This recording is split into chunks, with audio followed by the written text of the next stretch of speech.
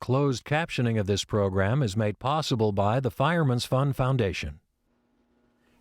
This week, a conversation with Senator Dianne Feinstein, an update on California campaigns and politics, and the Bay Area's own version of the Fox television hit Glee. Galileo.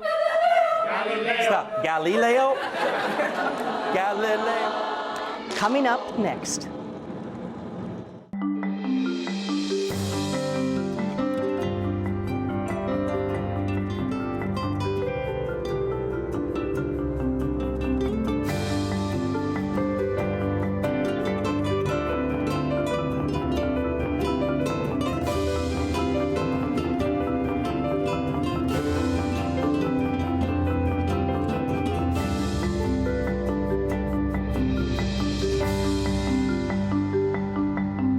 Hello, everybody. I'm Isabel Duran, filling in for Belva Davis. Welcome to This Week in Northern California. Tonight, a conversation with Senator Dianne Feinstein. She is in San Francisco for Congress's spring break and spoke earlier on Thursday with Scott Schaefer from KQED Public Radio. Senator Feinstein, welcome to This Week in Northern California. Thank you, Scott. I want to begin by asking you about health care. Congress has just been through a very contentious debate, and now there's a new law in place. But the anger level is so high in the country. A field poll recently showed approval for Congress at 12%, a record low. Nancy Pelosi, threats against her, your colleague up in Washington State as well. What's the anger about? What's driving it? I think it's the time. The time is a very unusual time for the United States. High unemployment, great job insecurity, high home foreclosures, the financial collapse, and then the rebuilding. And I think people are really frightened, and out of fear comes this kind of belligerence. It began with death panels. No, there are no death panels. Then it began, well, they're going to take my insurance away from me. No, you can keep your insurance. Then it's a government takeover, and now that needs to get straightened out. So what it is an opportunity to cover people who are uninsured. And that is 32 million additional Americans that will be able to get coverage. Secondly, that if you have a pre-existing condition, beginning this year, you will be able to get health insurance. There's a $5 billion pool set up to enable you to get health insurance. To prevent insurance companies from throwing you out of coverage because you get sick, or denying you a certain treatment because you are sick. So why do you think Republicans continue to talk about running in the fall on repeal? And do you think that that's contributing to this climate of anger and threats and violence, potential violence? I think there's a lot of hyperbole. I think it's driven by certain right-wing people on television, on radio, that just thrive on stirring the pot, on creating antipathy. Healthcare reform, Scott, is a work in progress. It will remain a work in progress. The exchanges don't go into effect until 2014, and that's the time when everybody will have an opportunity to go and maybe look at 16, 20 different policies if they wish, and pick the one that's best for them, or continue with what they have. Have you personally been getting any threats in your office? Well, not to my knowledge. Presumably they would tell you. I've been a mayor. I've gone through rocky times. I understand what it's like. I presume if I did have threats, people would tell me. Yeah. Does the Republican Party have an obligation to say, knock it off and dial it back, as Nancy Pelosi suggested? Well, I believe they do, because I do not believe this is helpful to problem solving. And all it does is create a resistance on both sides. And what we need to do is have rational people sit down at a table and work out solutions to real problems. And there are some issues that still need to be worked in healthcare reform, one of which is the fact that on May 1st, 800,000 single policyholders in this state, California, are going to receive up to a 39% premium increase. From And Anthem Blue Cross. That's Anthem, that's right, WellPoint Anthem. And that's not because of anything in the health care bill. Yeah. Do you think still that the federal government should have a role in regulating those price increases and potentially having the ability to veto them, to stop those increases? Well, as you know, about 25 states have their state insurance commissioner empowered to see that rates are fair and reasonable. California is not one of those 25 states. I have proposed legislation which would give the Secretary of Health and Human Services the ability to see that rates are fair and reasonable and set up a rate authority to advisor. Now, what happened was the president took my bill and put it in the reconciliation bill.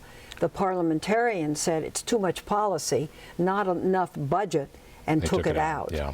So we're trying to now, there'll be a hearing in April when I go back in the Health Committee of the Senate, Senator Harkin's committee, and I'm hopeful that we'll be able to pass it. And speaking of budgets, the state budget, a $20 billion hole here. The governor is saying we need $7 billion from the federal government to help us balance our budget. Is he being realistic?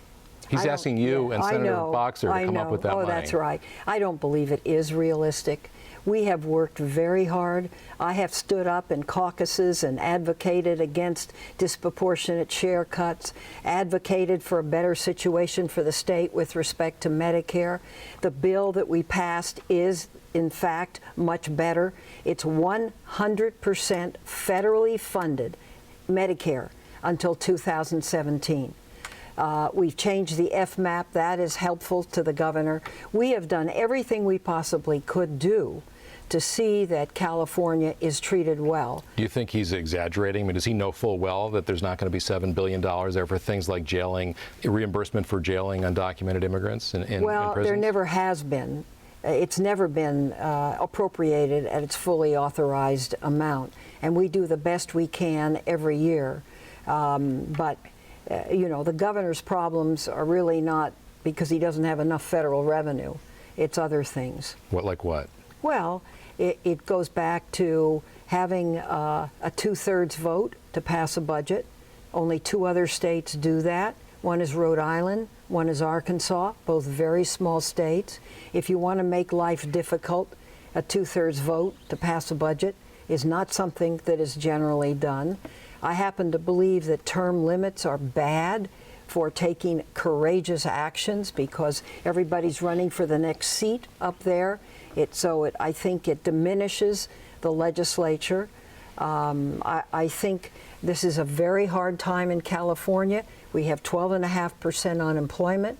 We have high housing foreclosures, great insecurity among the body politic, and we have a number of counties and cities that have major budget issues, not the least of which is Los Angeles and San Francisco. Yeah. It's looking like immigration is going to become a hot button issue in this election. There's talk about immigration reform in Congress, but given the heated rhetoric we're hearing already in the governor's race here and elsewhere, is serious immigration reform dead in Congress this year? I do not believe it is necessarily.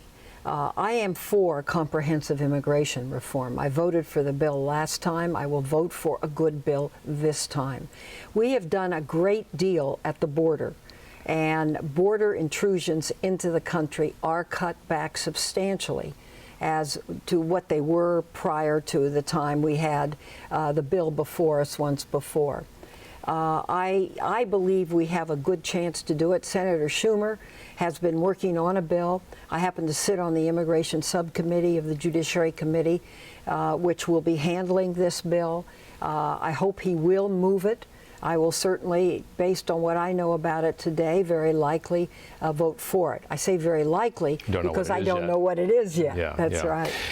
You mentioned the Judiciary Committee. You are a member, of course, of that in the Senate. And I want to ask you about Goodwin Liu, the UC Berkeley law professor who has been nominated by President Obama to serve on the Ninth Circuit Court of Appeal, someone who is being described by the Republicans as an extreme liberal.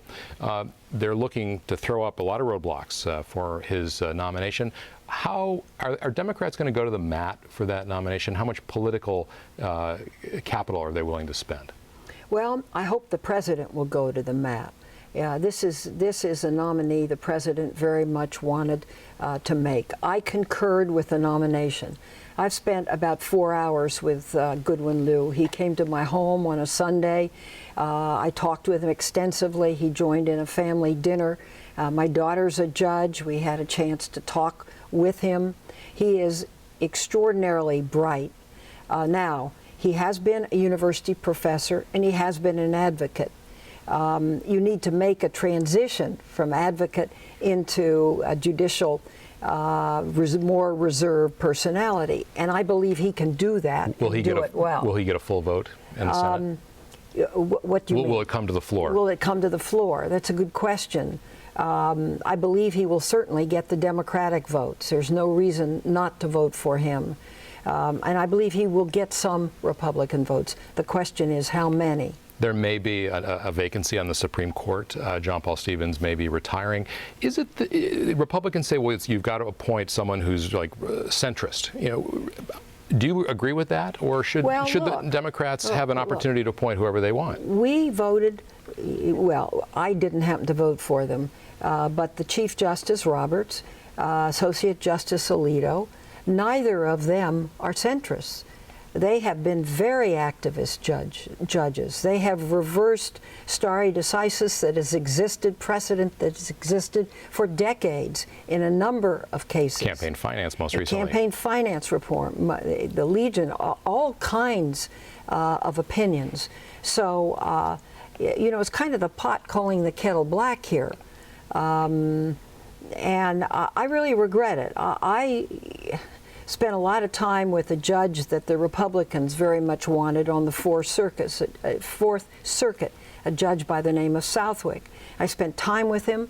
I determined that I was going to vote for him. I voted for him against a lot of Democrats opposed to him. A lot of Democrats opposed to him, and he's been a very good judge. It just so happens I've followed that. And I think Republicans ought to do some of that in reverse, too, and take a look at the person for the person. Yeah. Right now, I'm trying to get the Republicans on the committee to sit down with Goodwin Liu. I'm just sending each one of them a letter saying, please, spend a little bit of time and at least talk with him. How optimistic I will are you? chair the hearing, which will be next Friday. Okay. Last question. I know your beloved 49ers don't go to training camp for a while, but how are the Giants going to do this year? They're off to a good start. Well, my granddaughter and my son-in-law went to training camp, and here's the report of my 16-year-old. They have great pitchers, and they need a slugger. Yep, Barry Bonds is long gone. Yeah. All right. Well, thank you very much, You're Senator very Feinstein. welcome. And now some stories from the news this week. A majority of Californians support AB 32, the state's controversial global warming law, despite concerns about its impact on the economy. A nonprofit group that supports green technology commissioned the field poll released this week. It shows 58% of registered voters support the bill, which would require significant reductions in greenhouse gas emissions by 2020. A group of Texas oil companies is pushing for a November ballot initiative to delay the law's implementation until the economy recovers. The landmark bill was signed by Governor Schwarzenegger in 2006.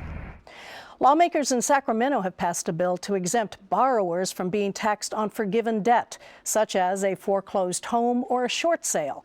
The bill is expected to be signed by the governor and would affect some 100,000 residents who might otherwise owe thousands of dollars in state taxes. BART riders could get a break from fare increases and cuts in service. Fares might even be reduced temporarily. The transit agency had projected a multi-million-dollar deficit, but it has reduced costs and expects to receive $26 million from the reinstated Transit Assistance Program. BART raised fares and reduced service last July. Joining me now is Carla Marinucci, political reporter with the San Francisco Chronicle, with an update on California campaigns and the upcoming election. Welcome, Carla. Hi, we just heard from Senator Feinstein that immigration is becoming a major issue, not just for the U.S. Senate, but for gubernatorial candidates. Let's talk about some of the candidates' approach to the issue. You know, this has been the issue, if you look on the Republican side of the gubernatorial race this year, Isabel, and it's really striking. We've got Steve Poizner, the state insurance commissioner, who's out there with ads talking about how all services to undocumented immigrants should be cut. He's got an ad showing a car going over a cliff, talking about California. Meg Whitman, on the other side, the former CEO of eBay, is also saying that undocumented immigrant students should not be allowed to go to the UC system. I mean, this is an issue. There's no doubt about it. It's interesting that when you think about illegal immigration is down in California because of the economic situation, this really isn't on top of the agenda when you talk about issues that voters are most concerned about. When you ask them what they're most concerned about, it's jobs, economy, health care. But undocumented immigrants play into this whole thing because of the worries about the economy. And so both these conservative Republicans are trying to out-conservative each other on this issue of on illegal immigration. It's been very, very striking to see the rhetoric. Like the third rail here that's driving part of the conversation in this state. Yeah, absolutely. We're seeing it in the U.S. Senate race too, but I think this is really striking. I mean, a good example, Steve Poizner. He's come out with a book. He actually was a teacher in East San Jose at Mount Pleasant High School. Heavily Latino. A heavily Latino school, and he's taking some heat because in the book he kind of talks about the needs of these students, and yet he's out there on the campaign trail saying they should be cut off of even health care. Obviously, according to federal law, that can't be done, but there was a protest in front of the store where he was signing books, and there were more people in the protest than were inside buying the book, although I understand it has reached the New York Times bestseller list. Number 5 on the New York Times bestseller list. Poizner's going to need all the help he can get. What is going on in the state where you have this not only a large Latino population, but a Democratic electorate larger than Republican, and yet this is an issue that they're really going after very heavily? They're heavily playing. It all has to do with the June primary coming up. Meg Whitman is spending so much money in this race. That's one of the things that's driving this, I think. That Steve Poizner has got to get some kind of traction with those Republican voters. He's got to get some kind of attention, and the way to do that is to talk about an issue which some of them are very, very passionate. Meg Whitman this week put in another $20 million into the gubernatorial campaign. And her money, frankly, is just swamping everything that's out there. And for Poizner, his one shot, he's a guy who's not poor himself. I mean, he's got $15 million in the race. It seems paltry compared to what she's put in. Right? In any other state, this would be a huge amount of money. In California this year, it's not, because Meg Whitman has put in a total of $59 million. She is spending $150,000 a day in this campaign. That's more than Jerry Brown, the Democrat, has spent the entire year. And now all the polls show Jerry Brown and Meg Whitman even. That's right. And this is going to be a challenge, and we're now starting to see this challenge that's shaping up as we're heading toward this primary. We saw Jerry Brown today down at Google in Mountain View, and he said this: look, this race is going to be all about money, and he is just not going to have the kind of money that Meg Whitman has. He's going to have to rely on help from some of the biggest unions in California.